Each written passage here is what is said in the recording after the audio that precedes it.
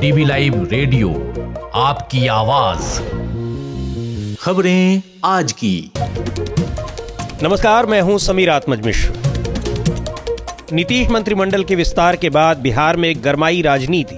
NDA के घटक दलों में नाराजगी आई सतह पर। क्या होगा इसका असर? दबाव बनाने में बीजेपी सफल नजर आ रही है, तो ये साफ लग रहा है कि इस बार नीतीश बाबू के भरोसे चुनाव बीजेपी न लड़े, इसकी रणनीति पर बीजेपी काम कर रही है। दिल्ली विधानसभा में विपक्षी विधायकों को परिसर में जाने से रोका गया, हुआ हंगामा।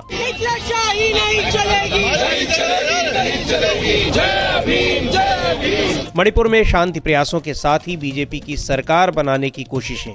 सिंगापुर के बैंक ने हजारों कर्मचारियों को नौकरी से निकालने का किया फैसला। होंगी खेल जगत की भी खबरें, लेकिन पहले हेडलाइंस।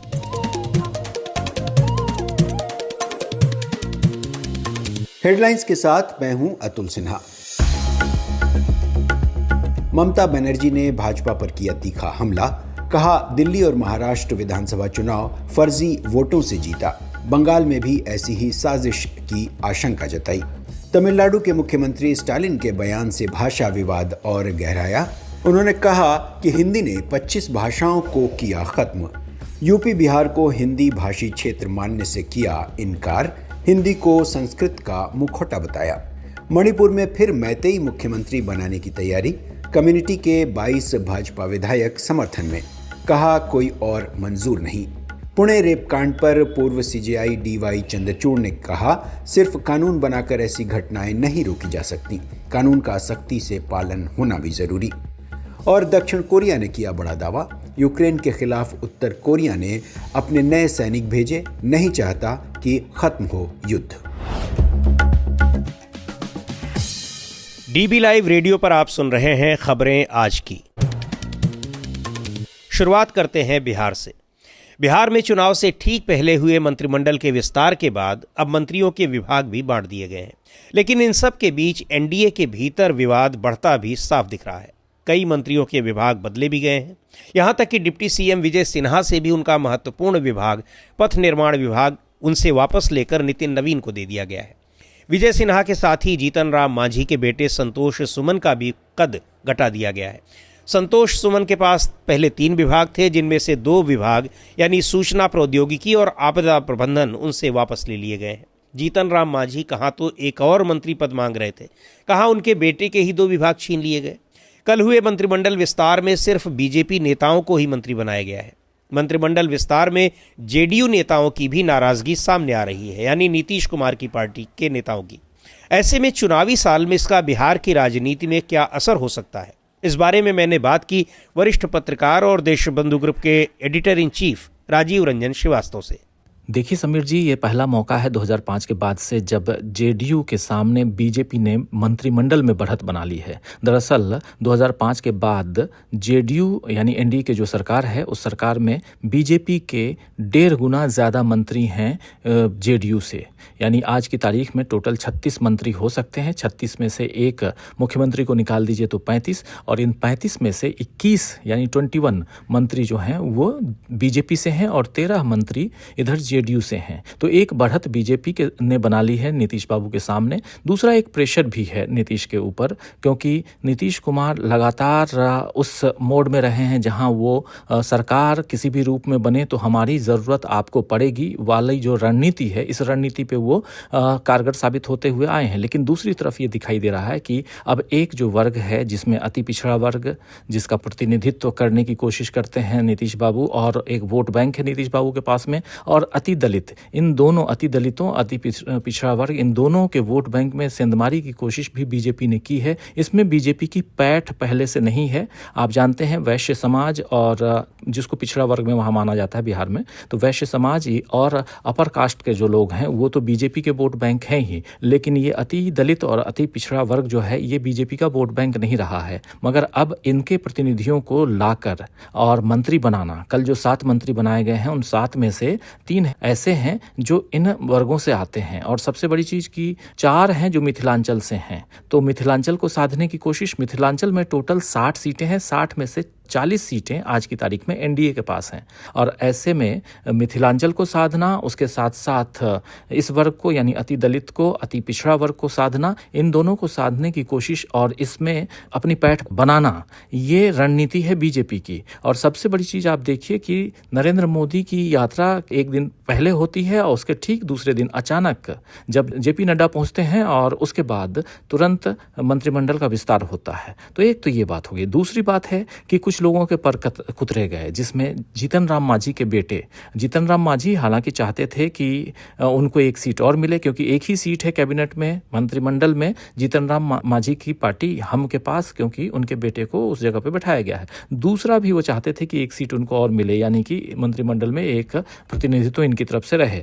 तो ये नहीं हो पाया, जबकि उनके पास जो मंत्रिमंडल था, जो विभाग थे, पोर्टफोलियो जो थे, उसमें से कटौती की गई है, उसमें से लिया गया है। कुछ और नेताओं के भी, कुछ और मंत्रियों के भी पर कुतरे गए हैं कह सकते हैं, उनके पोर्टफोलियो को भी लिया गया है, दूसरे को डिस्ट्रीब्यूट किया गया है। ये साफ समझ में आता है कि कहीं ना कहीं, क्योंकि 7 नए मंत्री बनाए गए हैं और फुल हाउस है, 36 के 36 जितनी सीटें उतने लोग ऑलरेडी हैं मंत्रिमंडल में, तो अब सब में बंटवारा तो करना होगा। लेकिन किन में से किनके पर कुतरे जाएं, किनके पोर्टफोलियो को कम किया जाए, ये मुख्यमंत्री के ऊपर होता है। लेकिन यहाँ पर मुख्यमंत्री एक दबाव में नजर आते हैं।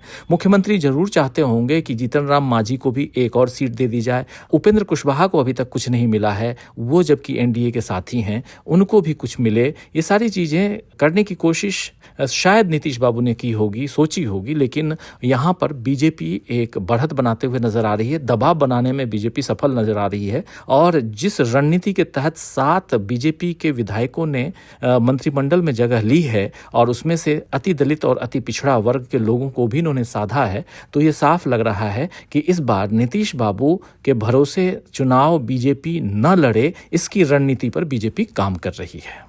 ये थे वरिष्ठ पत्रकार राजीव रंजन श्रीवास्तव। आप सुन रहे हैं डीबी लाइव रेडियो, आपकी आवाज। दिल्ली विधानसभा में आज उस समय अजीबोगरीब स्थिति देखने को मिली जब विपक्षी दल आम आदमी पार्टी के विधायकों को विधानसभा परिसर में ही एंट्री करने से रोक दिया गया। एक दिन पहले यानी विधानसभा सत्र के दूसरे दिन ही आम आदमी पार्टी के विधायकों को 3 मार्च तक के लिए सस्पेंड कर दिया गया था, लेकिन परिसर में ही एंट्री बैन कर देने को लेकर कई सवाल उठ रहे हैं। एक रिपोर्ट के साथ हैं मानसी। दिल्ली विधानसभा के पहले सत्र का आज तीसरा दिन था। पहले दिन राज्यपाल के अभिभाषण के वक्त आम आदमी पार्टी के विधायकों ने नारेबाजी की। दूसरे दिन उन्हें 3 मार्च तक के लिए निलंबित कर दिया गया और तीसरे दिन उन्हें परिसर के भीतर प्रवेश करने से रोक दिया गया। जय जय जय जय जय भीम, जय भीम, जय भीम, जय जय जय जय जय भीम। पूर्व मुख्यमंत्री आतिशी समेत सभी 21 विधायक परिसर में प्रवेश करने की कोशिश करते रहे, लेकिन बैरिकेडिंग पर तैनात अधिकारियों ने उन्हें ये तक नहीं बताया कि विधायकों को परिसर के भीतर जाने से किसने रोक दिया है। आप नेता आतिशी ने आरोप लगाया कि बीजेपी ने सरकार में आते ही तानाशाही की हदें पार कर दी। कैसे इन्होंने बैरिकेड लगाए हैं? विधानसभा से सस्पेंड होने का मतलब है विधानसभा के सदन से सस्पेंड होना। तो भाग रहे हैं सब, देखिए पीछे होते जा रहे हैं। हाँ जी इंस्पेक्टर साहब ऑर्डर दिखाइए ना, आप कैसे बैरिकेड लगा रहे हैं? हाँ जी इंस्पेक्टर साहब, ये गैर कानूनी है। आप विधायकों को, चुने हुए विधायकों को आप रोकिए। आतिशी का आरोप है कि आप विधायकों को जय भीम के नारे लगाने के लिए 3 दिन के लिए निलंबित किया गया और आज आप विधायकों को विधानसभा परिसर में घुसने भी नहीं दिया जा रहा। एंट्री बैन करने पर आप विधायकों ने जय भीम के नारे लगाने शुरू कर दिए और धरने पर बैठ गए। वहीं बीजेपी नेता और मंत्री कपिल मिश्रा का कहना था कि आम आदमी पार्टी के विधायक जानबूझकर ऐसा कर रहे हैं ताकि उन्हें सदन में सीएजी की रिपोर्ट का सामना न करना पड़े। अब सरकार भी बदल चुकी है और अब जो लोग हैं वो जनता के मुद्दे पे चर्चा करने की नीयत से इस सदन में आए हैं। तो अगर कोई चाहेगा कि इस सदन के अंदर केवल नौटंकी हो, तमाशा हो, तो मुझे लगता है संविधान ने इतनी शक्ति दी है अध्यक्ष जी को कि अध्यक्ष जी ये निर्णय कर पाए। आतिशी जी सदन के नियमों का पालन करें, यही मेरी उनसे आशा है। आम आदमी पार्टी के सिर्फ एक विधायक अमानतुल्लाह खान ने सदन की कार्रवाई में हिस्सा लिया, क्योंकि वो उस दौरान सदन में मौजूद नहीं थे जब विधायकों का निलंबन हुआ था। रिपोर्ट सुना रही थी मानसी। दिल्ली के बाद अब चलते हैं पूर्वोत्तर राज्य मणिपुर की ओर, जहां करीब 2 साल से जारी जातीय हिंसा के बीच पिछले दिनों मुख्यमंत्री एन बीरेन सिंह ने इस्तीफा दिया और उसके बाद वहां राष्ट्रपति शासन लगाया गया।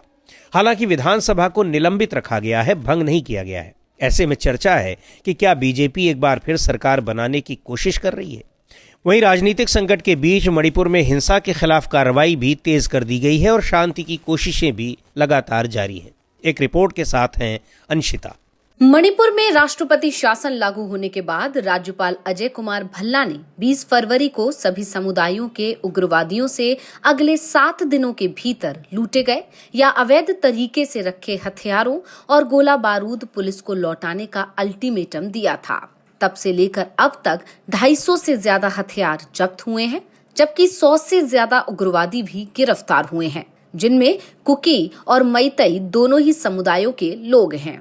राज्यपाल के अल्टीमेटम की समय सीमा 28 फरवरी को खत्म हो रही है और उसके बाद ग्राउंड लेवल पर सख्त ऑपरेशन शुरू करने की तैयारी है। इस बीच राज्यपाल अजय कुमार भल्ला ने मैतई सशस्त्र समूह अरामबाई तेंगगोल के एक प्रतिनिधिमंडल से मुलाकात की और हथियारों के सरेंडर को लेकर कुछ शर्तों पर चर्चा हुई।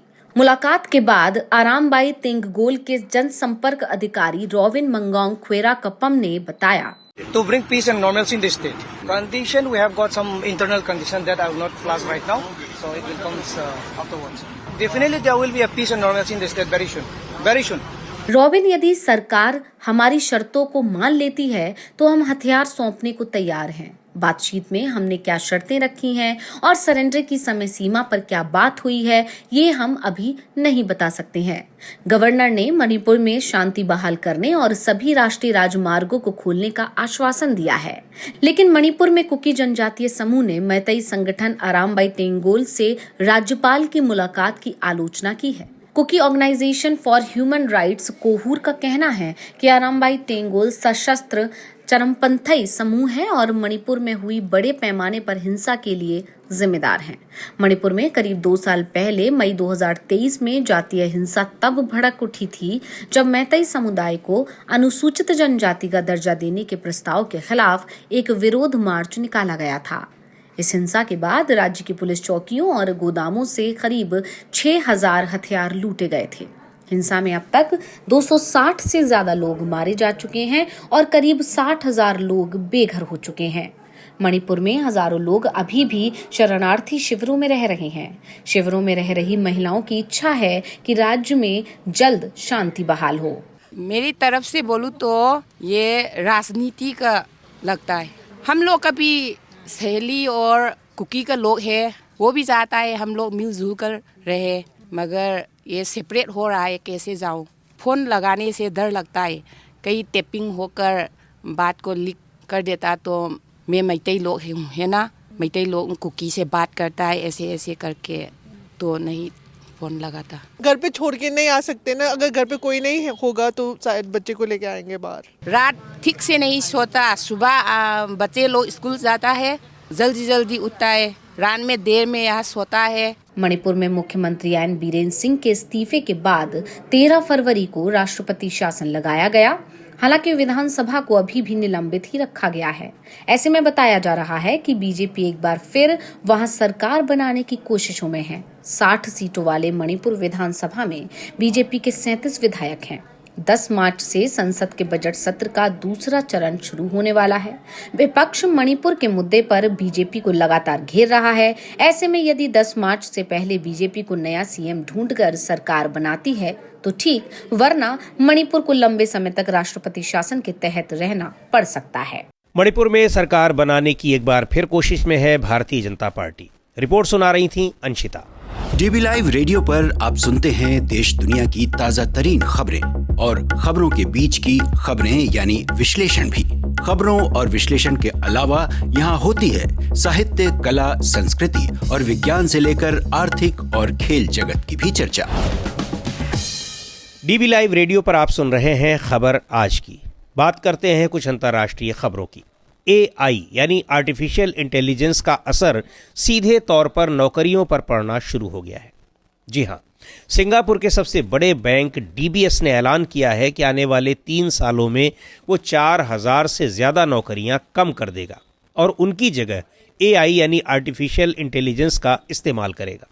दुनिया भर में AI बहुत तेज़ी से विकास कर रहा है और नौकरियों के लिए एक बड़े खतरे के रूप में देखा जा रहा है। पूरी जानकारी दे रही हैं आराधना। डेवलपमेंट बैंक ऑफ सिंगापुर यानी डीबीएस ने कहा है कि बैंक से जुड़े 19 अलग अलग जगहों पर काम कर रहे करीब 40,000 लोग नौकरियों से निकाल दिए जाएंगे, क्योंकि उनकी जगह अब आर्टिफिशियल इंटेलिजेंस काम करेगा। यानी एआई इतने लोगों की जरूरत को खत्म कर देगा। बैंक के एक प्रवक्ता के मुताबिक बैंक के साथ कॉन्ट्रैक्ट और अस्थायी तौर पर काम करने वाले कर्मचारियों का कॉन्ट्रैक्ट खत्म होने के बाद उसे आगे नहीं बढ़ाया जाएगा, बल्कि उनकी जगह एआई की मदद ली जाएगी। डीबीएस बैंक में काम करने वाले 8,000 से लेकर 9,000 तक ऐसे लोग हैं जो थोड़े समय के लिए यानी कॉन्ट्रैक्ट पर काम कर रहे हैं। बैंक में काम करने वाले कुल कर्मचारियों की संख्या 41,000 है। रिपोर्ट में यह भी बताया गया है कि आने वाले सालों में बैंक में एआई का इस्तेमाल करने वाली 1,000 नई नौकरियां दी जाएंगी। हालांकि बैंक का कहना है कि इस फैसले का असर उनके स्थायी कर्मचारियों पर नहीं पड़ेगा। बैंक ने अपने करीब 13,000 ऐसे कर्मचारियों की पहचान की है जिन्हें नए कौशल सीखने की जरूरत है, और उनमें से 10,000 से ज्यादा लोगों ने एआई और डाटा जैसे कौशल सीखने का काम शुरू कर दिया है। पिछले महीने छपी ब्लूमबर्ग इंटेलिजेंस की एक रिपोर्ट में बताया गया था कि आने वाले 3 से 5 सालों में दुनिया भर के बैंक एआई की वजह से लगभग 2 लाख नौकरियां कम कर देंगे। वहीं वर्ल्ड इकोनॉमिक फोरम की रिपोर्ट के मुताबिक अगले 5 सालों में 17 करोड़ नई नौकरियां जनरेट होंगी, लेकिन 9 करोड़ से ज्यादा नौकरियां खत्म भी होंगी। रिपोर्ट के मुताबिक जिन नौकरियों के घटने का अनुमान है उसमें cashier, cleaner, security guard, bank clerk, data entry clerk, graphic designer जैसी नौकरियां शामिल हैं। माना जा रहा है कि एआई की वजह से 2030 तक नौकरियों के लिए जरूरी कौशल में 39% तक बदलाव आ सकता है। वहीं एक अन्य रिपोर्ट बताती है कि एआई की वजह से उन सेक्टर्स में काम करने की स्पीड करीब 5 गुना बढ़ गई है जहां एआई का इस्तेमाल ज्यादा हो रहा है। पिछले साल अंतर्राष्ट्रीय मुद्रा कोष यानी IMF ने भी कहा था कि एआई की वजह से दुनिया भर में 40% नौकरियां प्रभावित हो सकती हैं। रिपोर्ट सुना रही थी आराधना। आप सुन रहे हैं डीबी लाइव रेडियो, आपकी आवाज। और अब वक्त हो चला है खेल की खबरों का। खेल जगत की खबरों के साथ हैं यश त्रिवेदी।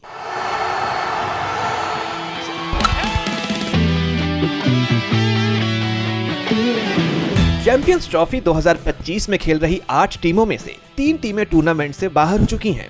इस टूर्नामेंट में सबसे बड़ा उलटफेर तब हुआ जब अफगानिस्तान की टीम ने इंग्लैंड को 8 रनों से हरा दिया और इसके बाद जॉस बटलर की टीम सेमीफाइनल की होड़ से बाहर हो गई। इस जीत के साथ अफगानिस्तान ने सेमीफाइनल में पहुंचने की उम्मीद को जिंदा रखा हुआ है। इस टूर्नामेंट में सबसे पहले पाकिस्तान और बांग्लादेश की टीम बाहर हो गई, जब दोनों ही टीमों ने अपने पहले 2 मुकाबले गंवा दिए और इसके बाद इंग्लैंड की टीम अफगानिस्तान से हारकर इस बुरी स्थिति में पहुंच गई। इंग्लैंड को पहले मुकाबले में ऑस्ट्रेलिया ने बुरी तरह से हरा दिया। इंग्लैंड को अब इस टूर्नामेंट का आखिरी मैच साउथ अफ्रीका के साथ खेलना है। ग्रुप ए की बात करें तो इसमें भारत और न्यूजीलैंड की टीम पहले ही सेमीफाइनल में पहुंच चुकी है। अब दोनों टीमों के बीच मैच होना है और इसमें जिस टीम को जीत मिलेगी वो ग्रुप ए का टेबल टॉपर होगा। तो वहीं पाकिस्तान और बांग्लादेश की टीम के बीच भी मैच होना है और ये टीमें इस मैच को जीतकर इस टूर्नामेंट में अपनी इज्जत बचाने की कोशिश करेंगी। वहीं ग्रुप बी की बात करें तो इसमें इंग्लैंड की टीम तो सेमीफाइनल की होड़ से बाहर हो गई है, लेकिन अब असली मुकाबला साउथ अफ्रीका, ऑस्ट्रेलिया और अफगानिस्तान के बीच है। ग्रुप बी में अफगानिस्तान ने इंग्लैंड को हराकर 2 अंक अर्जित किए और तीसरे नंबर पर अंक तालिका में आ गई, जबकि साउथ अफ्रीका और ऑस्ट्रेलिया 3-3 अंकों के साथ पहले और दूसरे नंबर पर हैं।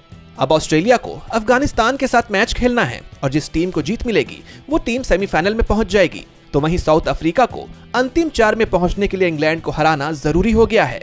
वहीं भारत की बात करें तो चैंपियंस ट्रॉफी में अब तक भारत का शानदार प्रदर्शन देखने को मिला है। टीम इंडिया ने शुरुआती 2 ग्रुप मैच जीत लिए हैं। अब वो तीसरा और आखिरी ग्रुप मैच न्यूजीलैंड के खिलाफ खेलेगी। भारत और न्यूजीलैंड के बीच रविवार को मैच खेला जाएगा। टीम इंडिया के लिए शुभमन गिल और विराट कोहली ने अभी तक शानदार प्रदर्शन किया है। ये दोनों खिलाड़ी न्यूजीलैंड के खिलाफ भी कमाल दिखा सकते हैं। ये मुकाबला रविवार को दोपहर 2:30 बजे से दुबई के दुबई इंटरनेशनल क्रिकेट स्टेडियम में खेला जाएगा। भारत ने टूर्नामेंट में अपना पहला मैच बांग्लादेश के खिलाफ खेला था। भारत का दूसरा मैच पाकिस्तान से हुआ, उसने ये मैच भी 6 विकेट से जीत लिया था और अब न्यूजीलैंड के साथ भारत अपना आखिरी ग्रुप मैच खेलेगा। यश त्रिवेदी, डीबी लाइव रेडियो।